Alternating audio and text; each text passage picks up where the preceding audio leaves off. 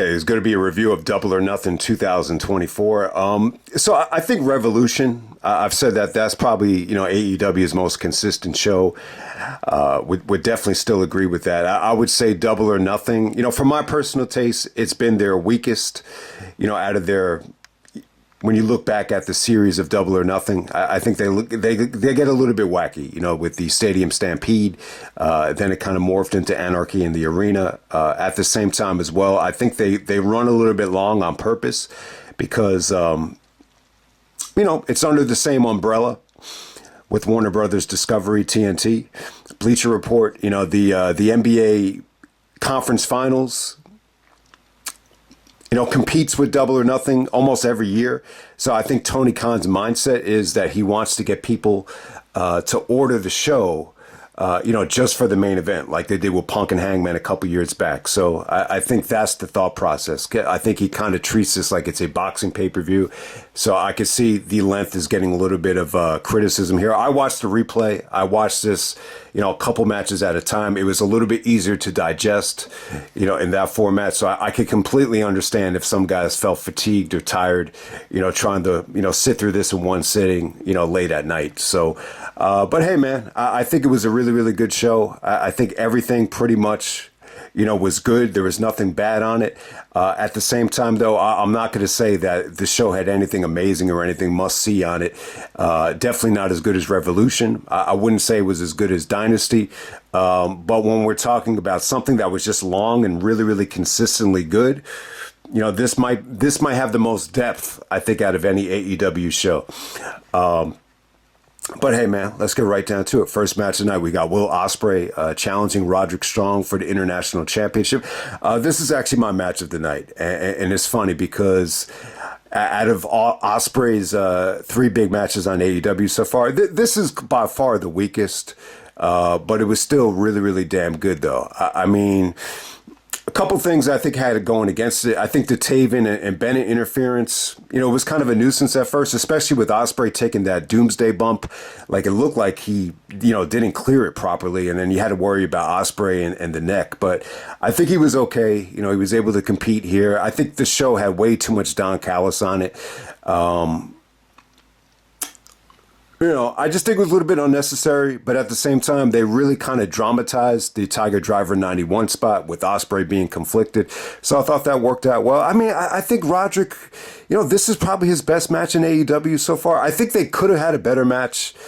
I think this went on way too early, though. That is, to me, like it's a death sentence. And I think it would have helped out the show a little bit more if they had Ospreay, wrestle in the middle of the card. This way you have something to look forward to. I just don't think you want to put Ospreay on first. But I get the thought process here. You want to have the big Ospreay match. Nothing can really follow it. And then you do the big MJF return. So I get that thought process. But in terms of the match, though, I thought Roderick looked good. I mean, just, Ospreay's counters to the gut buster was pretty awesome. Roderick threw some really, really vicious knees. Ospreay, does not use the Tiger Driver 91, even though he looked like he wanted to fire up and use it. I really thought it was some good teasing here. And I thought that was going to cost Ospreay the match. I was actually surprised Ospreay won here. I mean, he's the international champion. I was a little bit surprised that they took the belt off of Roderick here, but I understand that Ospreay's hot. You still want to protect him. You still want to have him go over. He actually goes over with the Stormbreaker. I thought there was some awesome stuff from Ospreay still. I mean, he still delivered. Still the best match on the show, even though this is definitely, it really is weaker than Ospreay and Danielson. It's definitely weaker than Ospreay and Takeshita. It didn't quite reach that level, but him and Roderick still had a good match. I still think they could get more out of Roderick Strong. We still haven't seen like the Roderick from, the ROH stage yet. Whether it's 2005 Roderick or even 2016 Roderick, I still think Tony Khan could get more out of him. But hey, Ospreay's the new international champion. It should be interesting to see, I was thinking a possibility for Forbidden Door. It should be really interesting to see what Ospreay does at Forbidden Door. I think maybe he could take on Moxley. I think there's a possibility you could do a unification match with Ospreay and Okada with the International Championship and the Continental Championship. I don't really think you need both of those belts on the show, but we'll see what happens. Definitely the match of the night. Ospreay is the man. I definitely want to get that Bruv shirt. You saw a lot of those in the crowd. All right, next up for the Trios match for the Unified World Trios Championship, we had the Bang Bang Gang of Jay White, Austin Gunn, and Colton Gunn taking on Death Triangle of Pac, Penta, and Rey Fenix. First time you really seen the Lucha Brothers in a while tag up together, especially with Pac. I thought this was good, man. I thought it was really, really good. Pac and Jay White did some awesome stuff out there. Phoenix ran the ropes beautifully. Penta got some hot tags. The Guns looked okay. I thought there was one botch, I think, from Colton Gunn. But other than that, I thought, I definitely think they're getting better. I think Jay looked tremendous out there. I mean, this was just really athletic and just really, really fun.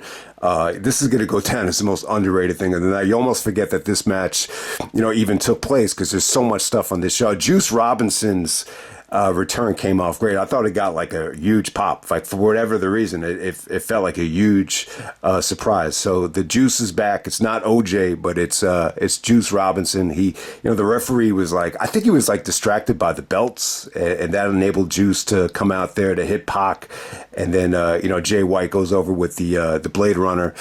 Awesome ending right there. Definitely going to go down as the most underrated thing of the night. Tremendous athleticism. I think from everybody, even the Guns, I thought they looked pretty good for the most part. Next up, we had Timeless Toni Storm taking on Serena Deeb for the AEW Women's Championship. I thought this was good. The fans kind of turned on Serena. She cut a promo in Edmonton, talking about, seizures. And the fans were chanting, "Let's go Oilers," during what was a very, very serious promo. So maybe the timing was just bad. I understand the Oilers are in the conference finals right now. So a lot of the excitement is on, the Edmonton team. And that kind of, the heat kind of translated here. The fans are a little bit more into Toni. But I'm a big fan of Serena Deeb. I think she looks kind of old, like for her age, but I think she looks hot though. She dresses well. She's in good shape. She's a hell of a wrestler. Some of her transitions into some of the submissions here worked well. I mean, this had some good kickouts. I thought it was competitive. I think Toni Storm could still get a little bit better. Like, this was going really well, but there's always like these moments in Toni Storm matches that, drag a little bit. But for the most part, it had some really, really good kickouts. It had some good drama. There was a submission here where it looked like Mariah May wanted to throw in the towel, and then Luther stopped her, and then Toni was blaming it on Luther. So I understand there's a storyline here with, the acting coach that's actually based from a movie. I haven't seen the movie yet, but it was a pretty good match, man. I would actually say that this was the better of the women's matches. They went on early. I just think Serena Deeb is a hell of a talent. I really think she's good. I think she's attractive. I think she covers all the bases. But for whatever reason, some of the promos that she cut, some of the sympathy that she was trying to get from the fans, it just didn't really go over that well. But it was definitely another good. This was probably Toni Storm's best match, I think, since the Jamie Hayter match from Full Gear. All right, next up we have Orange Cassidy taking on Trent Beretta. This probably should have been on the pay-per-view. I would definitely agree with True Slayer. I watched some of the video that they did on the show with Cassidy and Trent Beretta, but at the same time, it was a good opportunity for Trent. I mean, really, this is Trent's first, singles match on an AEW pay-per-view, I think.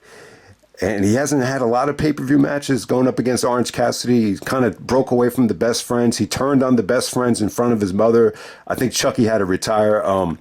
Excalibur did a good job on commentary talking about the first time the Best Friends teamed up together in Reseda and PWG. So I like the history lesson there from Excalibur. The match is going along great. I think Cassidy's really good at in these pay-per-view matches. Him and Darby, always deliver on pay-per-view. I just felt like, he really turned the tide here, even though the match felt a little bit cold. I thought maybe this could have been on the pre-show, but it was good, man. The only gripe with this match is it seemed like it seemed like Bryce Remsburg, the referee, had a rough night. Like he was like getting in the way of Cassidy when he was trying to build momentum. I thought the transition into the beach break was beautiful. Trent actually busted out a gigatonic. He busted out the a triangle choke here, and then Cassidy was able to flip it and do a jackknife pin to get the victory. So I thought it was a good performance from Trent. They treated him like an asshole. They gave him a good amount of heat. Renee tried to interview him after he lost, and he was just, he's really selling the fact that he's pissed. I think the mentality is he needs to be pissed. The kind of transition away from, this kind of comedy act that he's been involved with. So, it features some good stuff. Next up, we got the Learning Tree, Chris Jericho taking on Hook and Shibata. This is a three-way match for the World Championship, not the F the World Championship. Okay, so notice this about Jericho, man. I really feel like no one's going to be more critical than Jericho himself. This really kind of reminds me of 2008, where he felt like he was kind of stuck. And then he found the new heel persona that was definitely inspired by No Country for Old Men. And I feel like the same thing is really happening now. I think Jericho has really found something with the Learning Tree, gimmick. He's going all out with it. Like he's got the ring attire. He's mocking the fans, to smiling. And even when the fans were chanting, "Please retire," he took a shot back at the fans and said, "Yeah, when I retire, I'm going to be inducted into every wrestling Hall of Fame that exists," which is true. Definitely Jericho, as long as he doesn't fuck up his legacy, he's going to be in the Hall of Fame, no matter what. And he's taking on Hook and Shibata here. Really, really weird combination here. The match is a little bit wacky. It's not going to be for everybody. I could see people are going to shit on this match, but it was definitely better than the match that they had at, Dynasty. I think Shibata, definitely, added a spicy element here. I think Hook and Shibata really suplexed the crap out of each other. There was some creative stuff as well.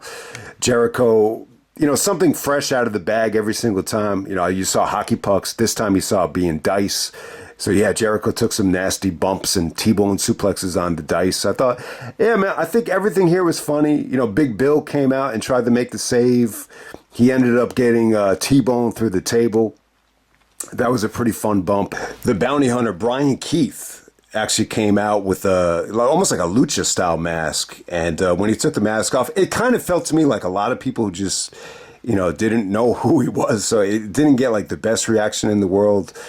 But he was kind of the odd man out in the number one contenders match, where he was forced to submit to both Hook and Shibata. So he actually got his revenge and actually helps Jericho win this thing. I believe Jericho actually pins Shibata with the trash can laid up over Shibata. I think the match was kind of fun. You could argue it was wacky. You could argue that it wasn't serious. I think True Slayer's criticism was that, sometimes Jericho matches are a little bit overthought. I could definitely see that.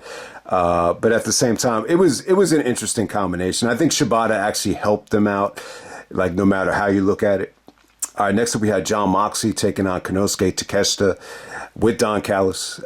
This is an IWGP Championship Eliminator match. So if Takeshita would win, he would receive a future. I just don't know why not just put the IWGP title on the line. This makes Takeshita look like shit because he ends up losing. And see, I think they could have a better match than this. So if this was the match for Forbidden Door, I would have been cool with it. The problem with this was Moxley was really overselling the shoulder, and it just kind of, I don't know. It really does feel like Moxley is like the Brock of AEW right now. It feels like his focus is more in New Japan, which definitely makes sense. I mean, he's the champion. He's getting a big push over there. I'm sure he's going to be part of Forbidden Door. So it should be really interesting to see who Moxley takes on at Forbidden Door. Maybe it's Ospreay. Maybe it's Copeland. I hope it's not Edge, but, it should be interesting to see who Moxley takes on. But this match right here, it was good. I think Chase was actually quoted as saying this was his match of the night. That lets me to believe that Chase wasn't a big fan of the show, because I really wasn't. I just think they could have had a better match here. I think it was a little bit slow.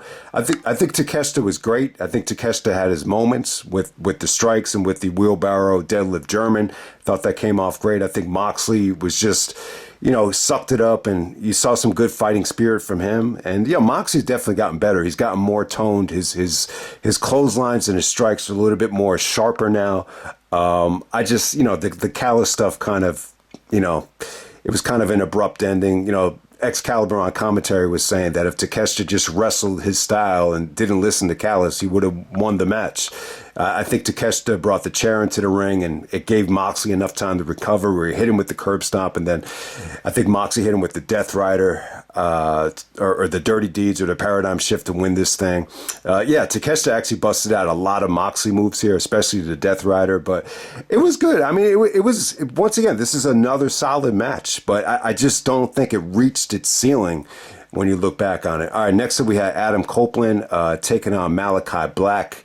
This is a barbed wire steel cage match for the AEW Championship. If Adam Copeland loses, he would have to have bent his knee and joined the House of Black.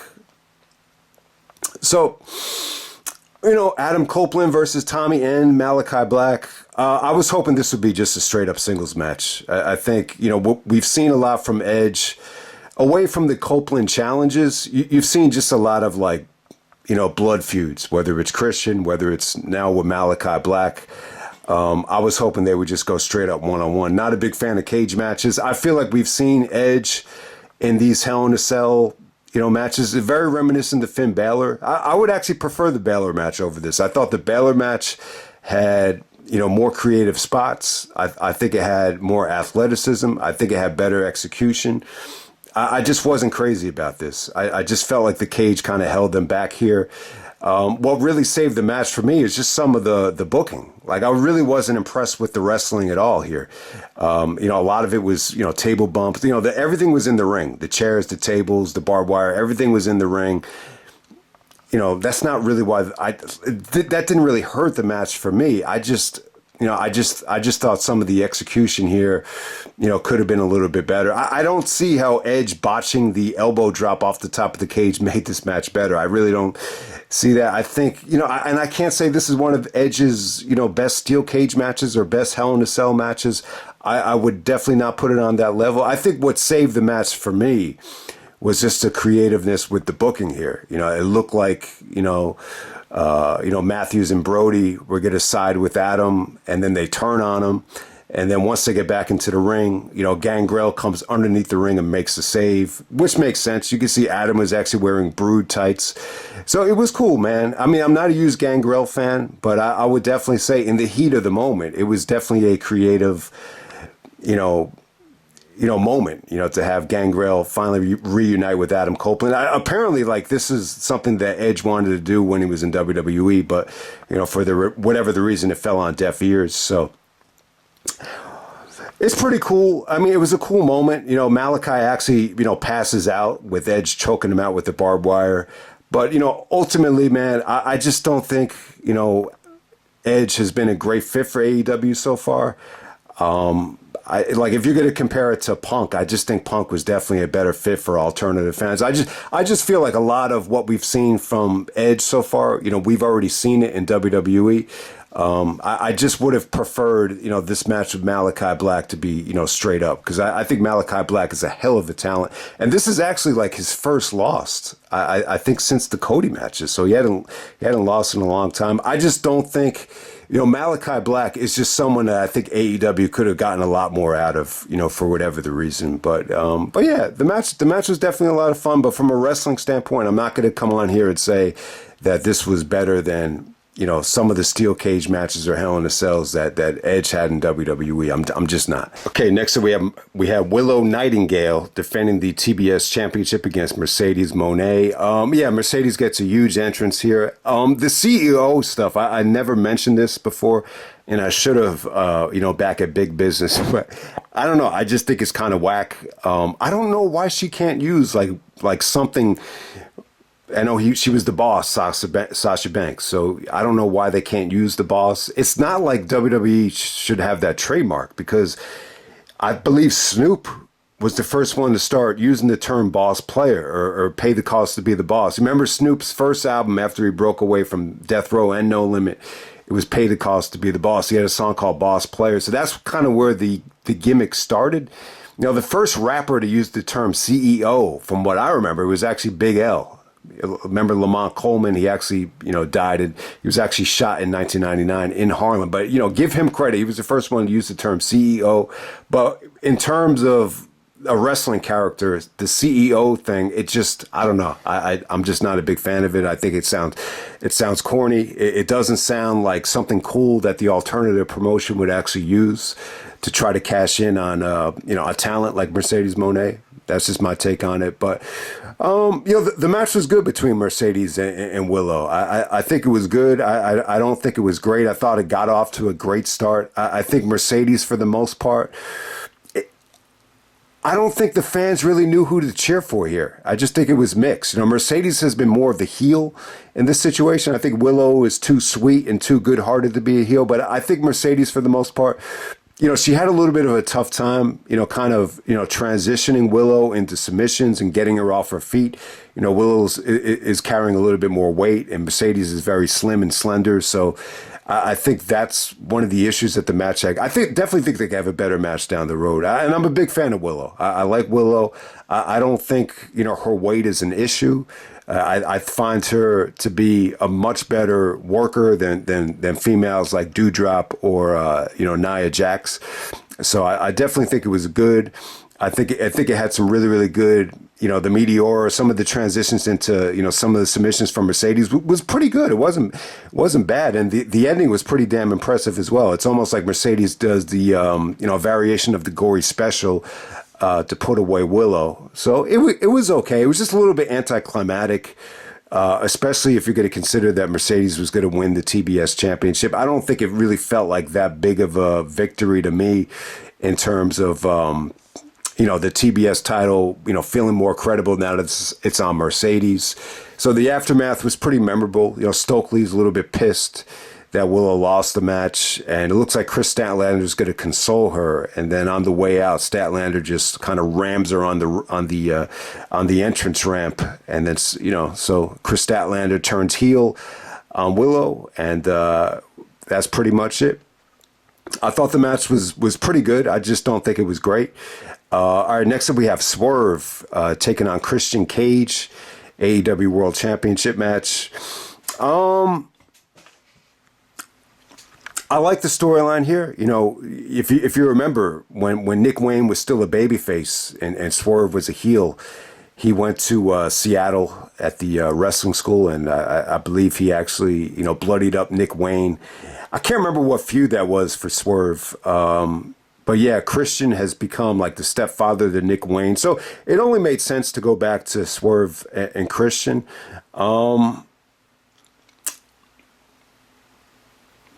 Christian actually getting this spot, it's definitely a filler AEW championship match because, you couldn't have this main event the show. So, maybe put Christian in this spot just to give Swerve some momentum. I couldn't buy into Christian becoming the AEW champion at this stage. So I think that had it working against it. I think the match was pretty good. I'm still not a big fan of the turtleneck. Taz was, mentioning, a quote from his father about how you don't fuck with a guy with the turtleneck. So, so the ring attire that Christian's using here is not what you would want to see, guys wrestling for a championship match. But other than that, man, I think the match got off to a slow start. I think the crowd was a little bit, burned by this time. So obviously it had that working against it. Nana was actually thrown out of the match. And then, Killswitch, Nick Wayne, and Mother Wayne, were constantly interfering. Eventually, once the referee threw them out, I thought it definitely picked up. Nick Wayne took some pretty, cool bumps, to kind of help this thing out. But once they got out of the ring, I think Swerve and Christian, pretty much worked their magic. I think the match did deliver. Swerve hit some, pretty brutal stuff on Christian. The double stomp on the table was pretty damn cool.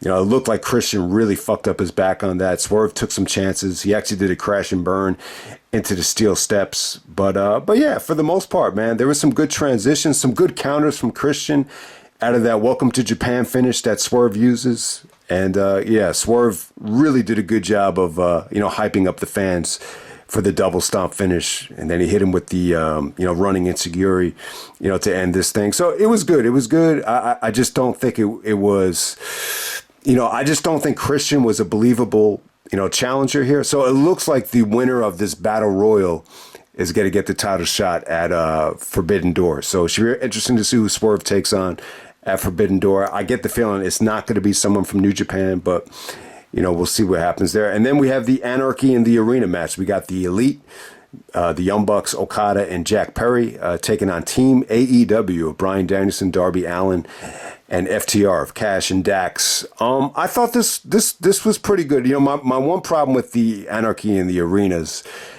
especially the one last year, I just could not get into it until they all got into the ring.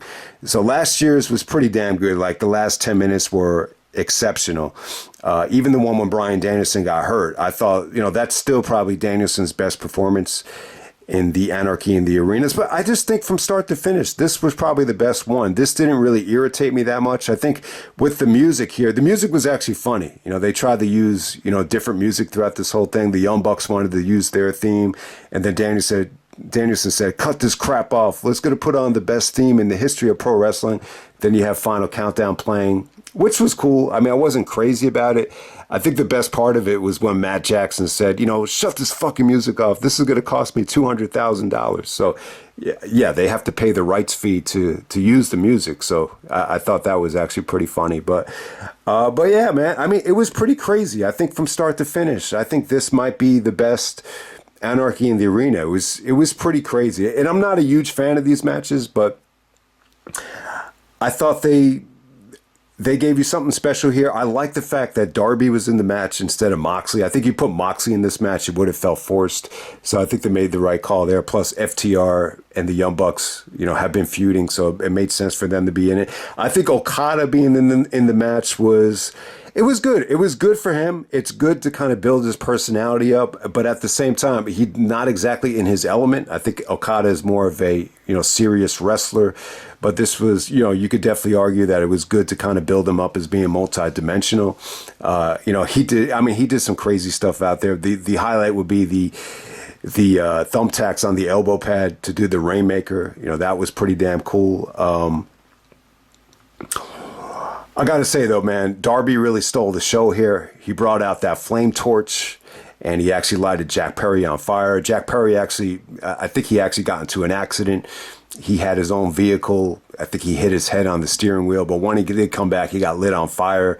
That was crazy. The Young Bucks kind of put him out right away. But yeah, I mean, it had some crazy spots, though, from the Bucks. And, FTR, everybody did their thing here. Danielson got all bloody. The ending sequence is pretty damn cool. So Darby actually gets hung, almost like Jay Briscoe at Man Up when, Jimmy Jacobs, hung him, upside down at Man Up. They did the same thing to Darby here. They took out their brand new Reeboks with the, and then they had the thumbtacks on it, and then they did the super kick party to Darby while he's laid up. So the fans really got nervous about Darby. They were chanting to Danielson, like, please save Darby, and Danielson tried to make the save. And then I think, the finish is Jack Perry just hitting a running, shining wizard to put away Bryan Danielson. But overall, man, I think the match was fun. I think FTR and the Bucks did some crazy stuff out there. The Shatter Machine stuff that they did, the more bang for the buck through the tables. I mean, they actually had the chair that hit Dax actually exploded. It was a pretty damn good Anarchy in the Arena. A little bit wacky, a little bit on the wacky side, but for the most part, it did deliver. It was a lot of fun. I gotta give Darby the MVP here. I think they've done a really, really good job of, utilizing Darby after he got the big rub from Sting. And Darby got I think he was the last one to come out. So he definitely got the star treatment here. And yeah, I think the match over delivered, man. It was pretty damn cool.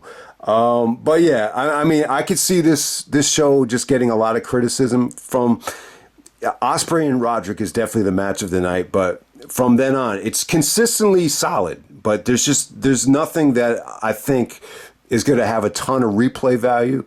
Even the Anarchy in the Arena, I think once you see it once, I don't think you're really going to want to go back to it. You could classify it as a shit show. You could classify it as a stunt fest. But there are some fucking like amazing moments in it. And, Swerve and Christian, it was probably like, That's probably the only other match on the show that reached the 4-star level, but it was a slow burn though. It really took a while to get going. I think everything else was just, pretty damn solid. And, yeah, long ass show. It's going to be a polarizing show. I think people are going to love this. I think if you hate wrestling like Eric Bischoff, there's no way like you're going to like this show. I think it's the kind of show where you need to be a diehard fan to really really appreciate it. But at the same time, with Double or Nothing though, it does seem like it's a little bit more out of the box. It's a little bit more casual, fan friendly. This venue here in Vegas, from what I understand, a lot of people go to it every year that don't necessarily keep up with the product, and you could definitely see somewhat of a disconnection there. And I forgot to talk about the fucking MJF match, or the MJF segment, and that was probably the highlight of the show. And they do it right after Ospreay and Roderick. So Cole comes out, MJF comes out. It looks like he's ditching the scarf and the ring, the old ring attire. He comes out with almost like a Triple H, leather jacket with the jean jacket. And I think MJF's, promo was really damn good on Adam Cole. He talks about how he's not going to, trust anybody else again because of Adam Cole. He says, "Thanks for that, bro, chacho." I thought that was the line of he said, "I don't need a Vince McMahon in a New Japan to make MJF." So I guess MJF is all elite. I guess they came to a monster deal, a monster agreement.